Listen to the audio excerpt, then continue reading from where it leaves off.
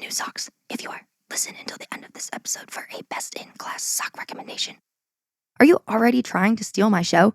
Oh, hey. All I'm saying is that good socks are underrated, and today's guest knows about quality socks.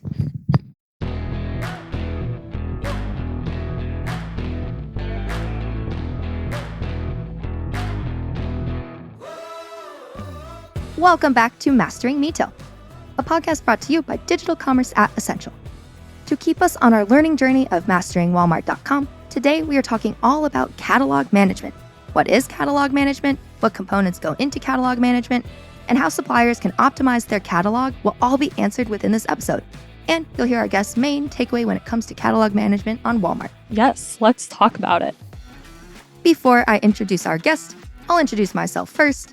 My name is Emma Irwin, your host for this series. I have worked in e-commerce for the last year and still have so much to learn. I'm excited to learn about catalog management on Walmart because this is actually a large chunk of what I do when I'm not hosting this podcast, but on the Amazon side. Enough about me. Let me introduce you to our guest. I'm Lily Grant. My title is Vice President of Account Services at WhyteSpyder. I help our vendors with full account management needs, and so really anything that they could possibly want on Walmart.com. We'll get into it, but that varies from content optimization to reporting to generalized troubleshooting, and really just trying to pull levers for them to optimize their business on Walmart. And I wanted to know a bit more about how she got to where she is today. I started out my career working in analytics at a media company, and there I really built out like an analytical skill set, but I wanted to move into an industry where I was able to use that, but also interpersonal skills and working a little more directly with vendors. And so from there, I went to Jet.com, which at the time was recently acquired by Walmart.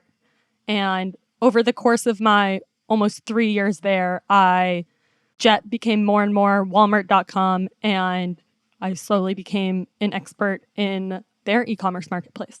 Next up, our recurring question of this series. What is the last thing you purchased from Walmart? Wow.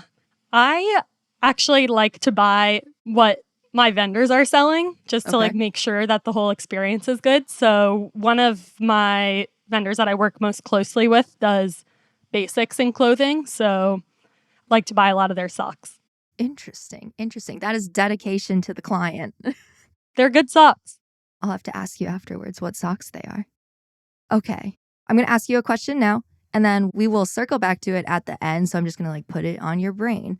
But I'm going to ask you something that's been on your digital wish list for a long time, something that you won't actually purchase. And I'll ask you why at the end, but it just sits in a virtual basket, whether it be on your app, on a tab, in the computer, whatever. And so we will come back to that at the end. Sound good? Yes. So you clicked on this episode to learn about catalog management on Walmart, but what is it? Catalog management, to me, ties into full account management in that it's making sure that all of your items are set up, reflecting correctly on site. They have inventory, they're transactable. It's really the complete look at your catalog on Walmart or Amazon and making sure that it's best of class. On the Amazon side of things, it is very self-service. Is Walmart similar, or kind of, is it your buyer that you're connected with for this? Are they more involved? It's your merchant, but close. They are involved, but the onus is really on the vendor. They want the vendors to be making all of the updates themselves and really managing the catalog and the content. But of course, the merchant is the final approval. They do all the pricing, but they will not be in the nitty-gritty of actually updating your content. Now that we have an understanding of what catalog management entails, I wanted to learn more about what tools exist for suppliers on Walmart looking to optimize their catalog. Because while I know the ins and outs of Amazon's Vendor Central offerings, I've never actually seen the inside of any component of a catalog on Walmart. I think that's the main difference, of course, between managing the catalog is that the tools are so different. Yeah. Of course, Walmart makes it a little bit complicated and they have around 10 different tools that vendors can use. So that's partially where we come in. Yes. So I'll start on the marketplace side, and these are vendors that are considered 3P. They are shipping directly to the customer, and they have a little more control over their items and pricing and all of that. And they do all of their catalog management in a tool called Seller Center. And so that is really the equivalent, to my knowledge, of the Vendor Central tool on Amazon. And that's the main place where marketplace vendors are going to be doing their catalog management. I see. So what about the 1P side? Yes. And so the 1P side gets a little more complicated. So 1P vendors, they are working more directly with Walmart. They're sending their inventory to e-commerce FCs for Walmart to fulfill. A lot of the time they are omni-channel vendors, so are also in stores. And their main tool for catalog management is called Item360. This is a relatively recent tool in the last, I want to say 2 years. And so Walmart is adding a lot of capabilities to that, but there are certain things that still need to be done in the legacy tool, which is called Supplier Center. So it's similar to the marketplace version of Seller Center. And there's also another tool for 1P vendors that'll add called Retail Link. And I know any vendors that are listening to this are very familiar with Retail Link because it's been around for a long time. And this is where vendors do like their vendor setup, they pull their sales in there, and it's a hub to access different tools. For example, if they need to submit their factories for approval, they can do that via Retail Link. We've already heard and will continue to hear throughout this season about the importance of your content on Walmart.com. So I first asked Lily to break down Walmart's Item360 tool that she previously mentioned. So in Item360, you can set up new items, you can edit your content, you can view different configurations for an item. For example, if it is 1P owned and if it's DSV, so then the vendor is shipping directly to the customer, can make edits to your content. It's supposed to be your full service content management tool on the Walmart side. Item360 is your main place for content management. And before we dive deeper into some content knowledge, which is very important on Walmart.com, one might say, I asked Lily to tell me about the differences in content requirements on Walmart versus Amazon. And we'll also learn a bit more about the anatomy of a Walmart PDP, or as you already know, a product detail page. Main example that I use are titles.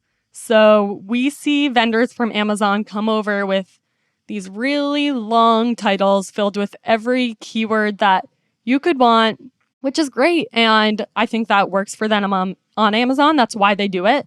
But Walmart will penalize vendors for kind of keyword stuffing or having titles that are too long. And so we need to make sure that the titles are in the word limit and be a lot more judicious with those keywords that we're choosing. So that's where the keyword research comes in and really just including those most important keywords, because on Walmart, you don't have the luxury of being able to include any keywords that you do want.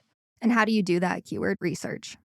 So through our tool SKU Ninja, we do have a keyword research tool that will help tell you what the most searched keywords are specifically on Walmart.com. So we do see differences with Walmart versus Google or Amazon searches in that a lot of the time the Google searches are a lot more specific, a lot further down the funnel, where the way the customer searches on Walmart is a little bit more generalized. Gotcha. And then what about images? So images, Walmart requests a minimum of 6 images. So we really encourage vendors to get to that threshold. Otherwise, they will get docked from their content quality score. One recommendation that we do have for vendors in terms of images is to use what we call claim cards or feature graphics. A lot of the time on Amazon, they refer to this as more A+ content. And it's a way for especially the mobile shopper to be able to see features of an item in a really digestible, easy to read way. On Walmart, do you have I've never actually scrolled down that far. Is there an equivalent of A plus, as we would call it on Amazon, down there at the bottom of the PDP? Yes, so those are called feature sets on Gotcha. Walmart. Unfortunately, they are not currently live because Walmart has been revamping their website. They recently combined a legacy pickup and delivery website with the normal Walmart.com. And because of that, those rich media modules went away temporarily. We are seeing videos come back now, and I believe that those feature sets are supposed to be coming back later into Q2 or start of Q3. I see. And so you use the word rich media, which I've now heard many times, but I've not actually asked anyone to elaborate on. Is that just videos and the feature sets, or does more go into rich media? There are more options for it. I think those are the two most used by vendors. But for example, you can work with other service providers to have interactive imagery, which is really cool. I think we'll point out like specific features of an item as you can hover over that feature in an image. But I think primarily what vendors should focus on in that area are the videos or the feature sets. Now that we understand what content elements exist on a PDP, let's break down the content quality score, which again is a score assigned to your product by Walmart that needs to be optimized in order for your item to be considered relevant for discovery by Walmart's algorithm. For a bit of background, the content quality score is a percentage from 0 to 100 that Walmart gives you as a judgment of how good your content actually is. And the closer to 100, the more positive impact on your performance. Let's listen to Lily break down the components of the score. So your perfect content quality score is 100%. And note, it's very difficult to get to that level. We consider it best of class if a vendor is above 90%. Overall on Walmart.com, their average is 80%. But a lot of vendors we see come in with a score a lot lower than that. So here's what they need for that 100% score. 15% of it is based on the title. So they need to have the title short enough. They need the format of the title to include their brand, any keywords, and be in the copying how the style guide wants it to be. So Walmart is also launching these style guides that makes it a lot easier for vendors to have content exactly in line with what Walmart wants. So that's the first aspect.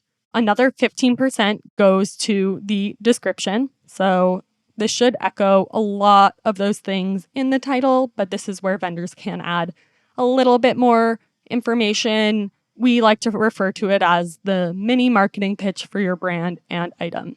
Then key features is another 15%. This is where you have 5 or more bullet points to get even more into the specifics, list out those features, add those keywords again. That'll help with SEO. And this is really where you finish selling the customer. And finally, for another 15%, you have imagery. So 6 or more images. You want it to be zoom capable. So I think that's over 1,000 pixels. And those are the main stipulations there. So those 4 components each make up 15% of the score, and for a total of 60% on that content side.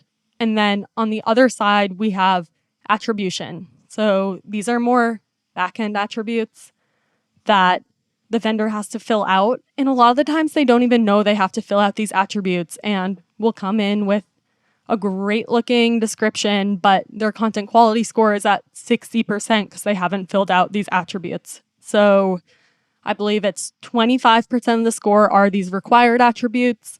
An additional 15% is recommended attributes, but really they're required because if you don't fill them out, you'll have a low content quality score. And then the final component for the overall score is reviews. This only makes up a small portion of the reviews, but we like to say that they're more significant for the customer's journey because a lot of the times they really will look to those reviews as a beacon to how the customer is reacting to the item. And so you gave very specific percentages for each part of the content quality score. I'm curious, does Walmart have that information publicly available, or did WhyteSpyder figure that out?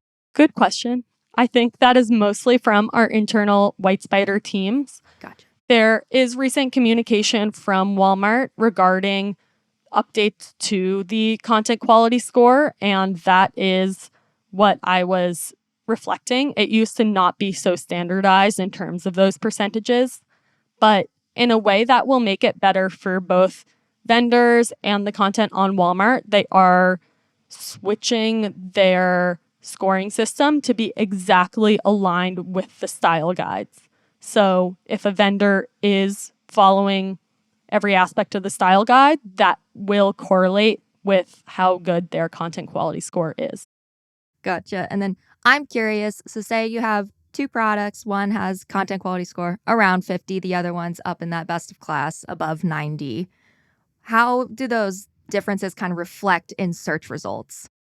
Well, the item that has a score of 50, I'm guessing there are serious gaps in its description key features. So it might not even be including the keywords that it needs to be discoverable on site. So that's another important part of an item's content is like making sure that it has the keywords to be discoverable and goes hand in hand with the content quality score in some ways. So it's very possible that the item with a 50% content quality score is just not even findable to a customer that's maybe even looking for the item. And so that's the main difference. And an item that's at 100% should be optimized in terms of SEO. It will have that groundwork in order to climb the organic rankings of a search term. Is there like a bottom line percentage? You said 50% is not necessarily findable on site. Is there like a bottom line percentage of, let's say, appearing on page one of search results? Or do you think everything on page one kind of sits above that 90%? Everything on page one sits above 90%. I would say it depends on the item's conversion again. And another lever that vendors have to pull is advertising. And so now they can use advertising to get on the first page. But again, it's unlikely they'll have the conversion without the content being where the consumer wants it to be. I see. My follow-up question was going to be, say you have two products that have just incredible content quality scores. Who gets the sale, or maybe not even the sale, but like who would get those best placements on within search results, that like slot 1 and 2? That's where it comes down to the customer. So we can help the vendor have the content quality scores above 90%, content that is incredible, but the final decision is the customer to compare the content to that other item and decide what they want to go with for their purchase. What is the worst content quality score you've seen? Around 20s Ooh. is where you are if you do the absolute bare minimum when setting up the item. So we'll never see a content quality score that's 0%, but if you're starting with 20s or 30s, that's pretty terrible. And can Walmart like suppress your product if they wanted to when your content quality score is that terrible? Yes. Yeah. That does not surprise me. They really just want the best experience for the customer also. So it's mutually beneficial to have an optimized content quality score. Beneficial for Walmart because they'll be serving their customer the best items, and beneficial for the vendor because customers will actually be able to find their items. Wow, that was a lot of information. Let's take a small break. Hello. You have called Mastering Retail, a podcast about how to win on Walmart, Amazon, and Instacart. Please hold.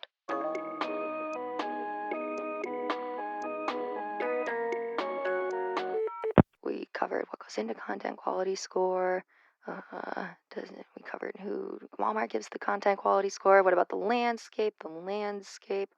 How to impact performance. But what does it actually do to impact your performance? Oh, is this thing on? Am I on call? To return to your episode, please press 1. Out of curiosity, I had to ask Lily about the overall landscape of content quality that exists on Walmart.com. I know that on Amazon, you're probably going to see great content on page 1 of search results, But if you go to page 50, you might not see all that great of content. So I wanted her to tell me if that was a similar concept on Walmart. That's a good question. Of course, now, even outside of my professional capacity as an e-commerce expert, I am constantly judging the product pages anytime I go to online shop. So I think that there's always room for improvement. On Walmart specifically, this marketplace is still in its early stages. It is just growing, and most of the product pages have a lot of room for improvement still. I see. Are there any specific categories that do much better when it comes to content than others?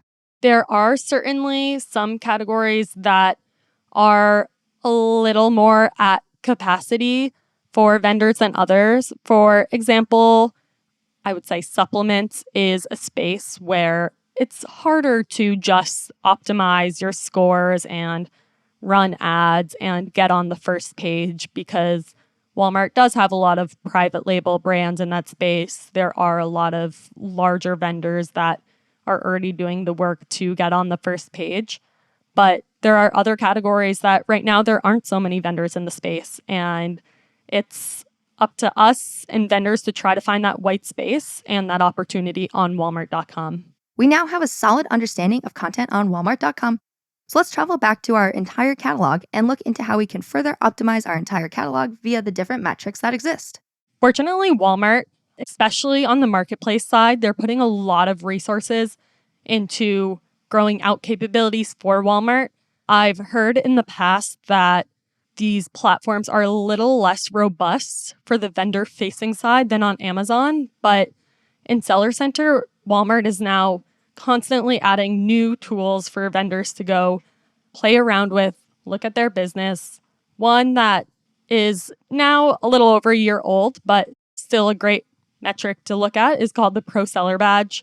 This is something that marketplace vendors can accomplish by having great criteria. For example, they have a content quality score that's best in class. They have few cancellations on their orders. They have few delivery defects, and they'll get this Pro Seller Badge on their listing. That's kind of just a vote of confidence for the customer and knowing that they can rely on this vendor. I like that. I've seen that in browsing Walmart.com, and it does really give you that kind of sense of just trust in that. I trust that even Walmart has vetted the sellers that actually get that badge. It's not just like purely driven by sales volume. It is. It can be hard for vendors to reach all those goals. So I would say to you as a customer that when you see that badge, you can really trust that vendor. Before we begin to wrap up this episode with Lily's main takeaway when it comes to catalog management on Walmart. Hey, did you forget about the socks? No, I did not forget about the socks. Get out of here. Okay. Patience is key. The last thing I had to ask about was any kind of growth opportunity tools that exist for suppliers selling on Walmart. We see Amazon continually investing in tools within Vendor Central that are aimed at helping brands and manufacturers grow based on the sales data that exists within the catalog. So I wanted to know about what it's like out there for Walmart suppliers.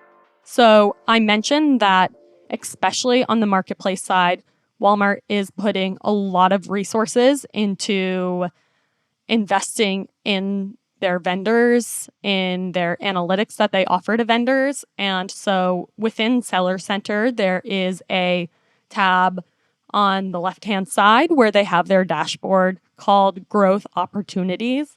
And this is both where vendors can see some of those content quality score metrics, but they also can see these other metrics that Walmart is slowly rolling out, testing, introducing for vendors. So, for example, I can run through some of those quickly. There are unpublished items. It will tell you what of your items are unpublished, why they're unpublished, how you can quickly republish them. For example, if an item doesn't have inventory, if an item is in a compliance hold, and you can quickly contest that or add inventory to try to get an item to go live again. Are there any other ones beyond unpublished items? Yes, of course. So kind of similarly to that, we have pricing opportunities. And this is reporting that a lot of the time is similar to buy box reporting, which will tell you if your offer is losing the buy box to another vendor. So in this pricing opportunities tab, you can see if any other vendors are listing on an item and beating your price. And a lot of the time it's only by 1 cent, right? So if their price is 1 cent lower, the vendor can lower their price by 2 cents and be winning that buy box again and getting the sales. I see. One that I find particularly interesting is assortment growth. So earlier we discussed potential white spaces on Walmart.com right now. And in assortment growth, you can actually look at some Walmart bestsellers by category, and you can see what is performing well in certain categories and decide if you could maybe create a similar product to some of those ones that are performing really well on Walmart.com. And now, you've made it to the point of hearing what Lily's main takeaway is when it comes to catalog management.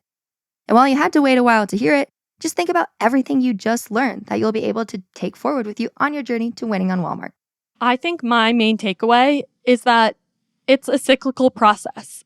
It's not something that you do once and you say, my scores are optimized, my catalog is managed. It's something you have to check in on weekly, if not daily, to make sure that all of your items remain published, remain with the best content. So it's a process. And how do you do that when you have, say, 10,000 SKUs? You have somebody to help you. Yeah, I figured. You can make these updates in bulk. You can have guidance from service providers or a variety of tools. And you can use the 80-20 rule and prioritize your items. One last question before I start to round us out.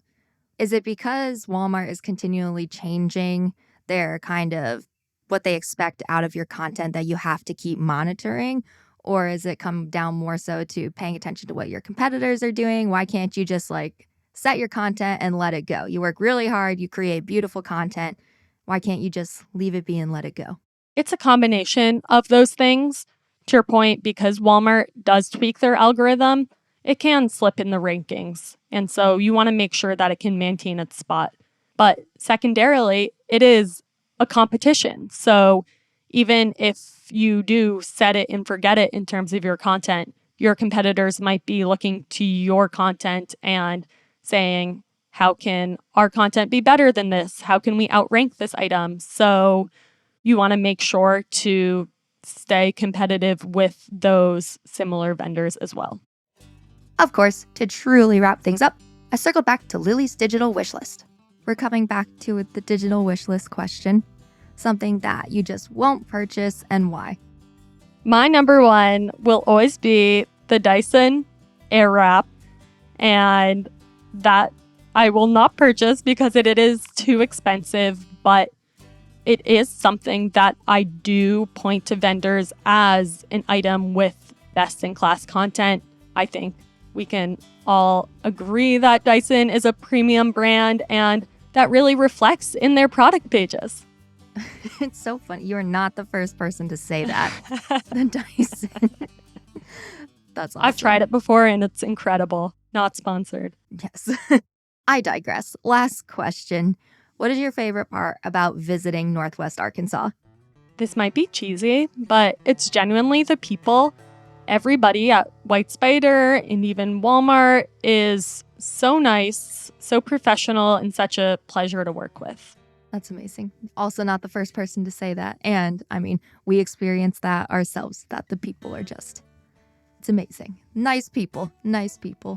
They're amazing. It's a great place to work. And my number 2 answer for that will be Crystal Bridges Museum. It was amazing also. I'm not sure if you had a chance to check it out, but I believe both of us, both Klaus and I, our producer, did when we visited last week. It's really special, right? Yeah. So incredible. You wouldn't expect that to be where it is, and it's amazing. And now, the moment you've been waiting for. Let's talk about good socks. Because you know what can easily ruin your day? Wearing a pair of bad socks. And one, check them out. That's for men primarily. And on the ladies' side, I will put a promotion in for Avia. I will have to check that out. I need some socks. My dog shreds all of my socks. That's why Walmart is great for socks, because you can get these large multi-packs for very cheap and you will not feel guilty having to buy new ones frequently. Off the top of your head, what is the content quality score of these socks? Best in class. It's 95% or above. Very nice, very nice. Were you satisfied with this episode? Press 1 for yes and 2 for no. We have made it to the end of another episode of Mastering Retail, and you have mastered catalog management. In our next episode, we're going to cover paid search, so make sure to listen in. If you pressed 1, please follow us and share this series with your colleagues. As always, you can find me at emma.irwin@essential.com, and you can find everything you need to know about essential digital commerce at essential.com. This episode was produced by Klaus Cancel with sound design by Ina Satenchi. See you next time.